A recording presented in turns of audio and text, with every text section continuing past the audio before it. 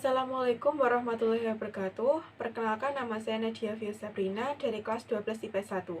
Video ini saya buat untuk memenuhi tugas praktek saya dalam pelajaran bahasa Indonesia. Dalam kesempatan kali ini saya akan mempresentasikan resensi. Judul resensi yang saya akan bahas kali ini adalah kisah kehidupan antara manusia dari novel yang berjudul Belenggu yang dikarang oleh Armin Paine.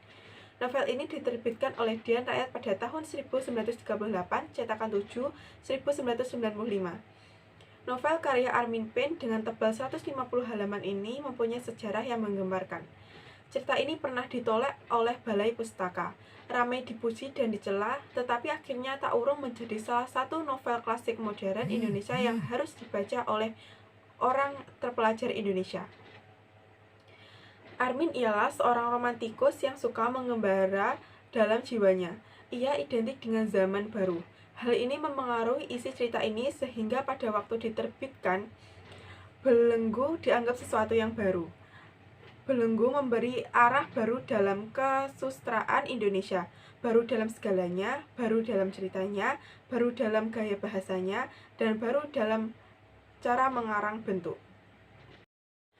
Alur yang digunakan dalam novel ini adalah alur campuran, namun dominan ke alur maju. Walaupun demikian, dapat membawa para pembacanya menelusuri cerita demi cerita. Cara pengarang menggambarkan tokoh dalam cerita ini berlainan dengan cara yang biasa dipakai pengarang lain. Tokoh utama pria Sukartono adalah seorang yang mau berkorban demi orang lain dan ia pun seorang suami yang sabar. Tokoh Sumartini digambarkan sebagai seorang wanita modern yang mandiri dan memiliki ego yang tinggi.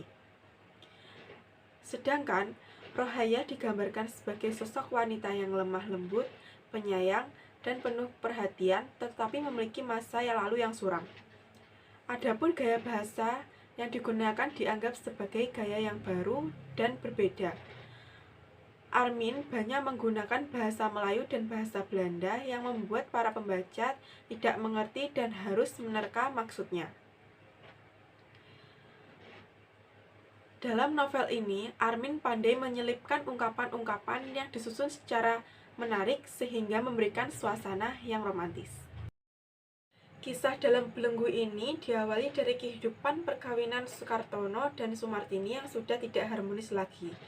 Sukartono kecewa karena sikap Tini yang berubah setelah menikah.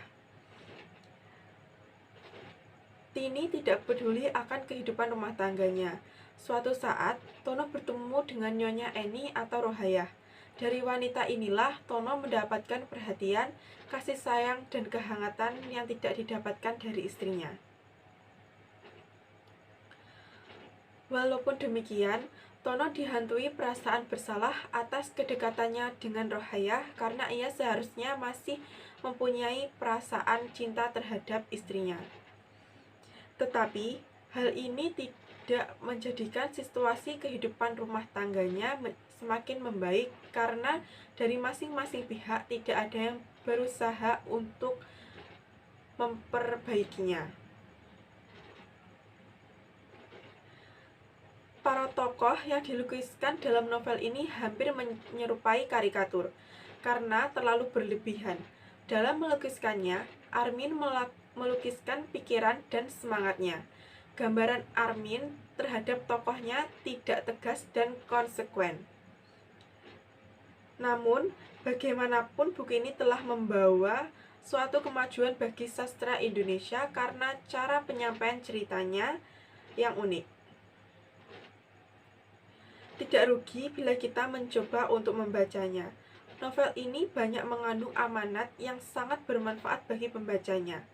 Armin mengajarkan kita untuk berbagi dan berkorban untuk orang lain. Demikian presentasi resensi yang saya berikan. Bila ada kesalahan ucap, mohon maaf yang sebesar-besarnya. Wabillahi taufiq wal hidayah. Wassalamualaikum warahmatullahi wabarakatuh.